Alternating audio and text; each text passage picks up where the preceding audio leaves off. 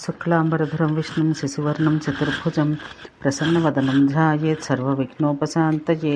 అగ్నిదర్పం మోచనం. శ్రీకృష్ణుడు ఇట్లు పలికెను. త్రిగుణ స్వరూపుడు తేజస్సు కలవాడైన సూర్యుడు బ్రహ్మకు నమస్కరించి ప్రాణాపద తొలగిన సంతోష ప్రీతులతో వినయం ప్రకటించెను.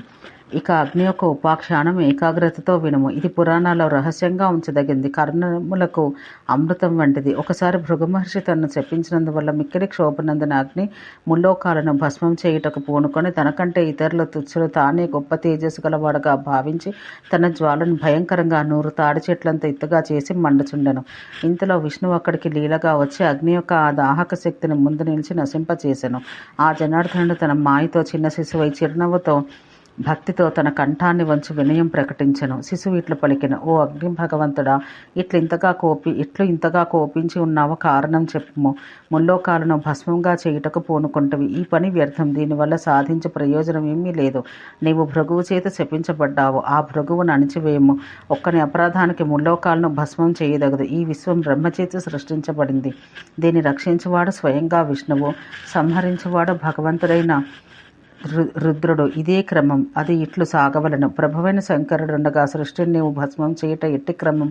ఒకవేళ నీవు ఆ పనిని చేయదలిస్తే మొదట దీన్ని రక్షించువాడైన హరిని జయించి త్వరగా సంహార కర్మ చేయము. ఇట్లు పలికి ఆ బ్రాహ్మణ బ్రహ్మచారి తన ముందున మిక్కిలి ఎండి ఉన్న గడ్డిపోచను ఒక దాన్ని పట్టుకొని దాన్ని కాల్చమని ఇచ్చెను. కాల్చదగిన ఎండి పదార్థాన్ని చూసి అగ్ని భయంకర నాలుకలు చాస్తూ మేఘంతో చంద్రుని కప్పినట్టు తన జ్వాలతో బ్రాహ్మణ బాలుని చుట్టూ మండెను. కానీ ఆ ఎండిన గడ్డి పరకను కానీ ఆ శిశువు యొక్క శరీరం మందులు ఒక్క రోమమును కానీ అగ్ని కాల్చలేకపోయినది. చూసి అగ్ని సిగ్గు చెంది ఆ శిశువు ముందర ఏ చేష్టా లేక పారిపోయాను.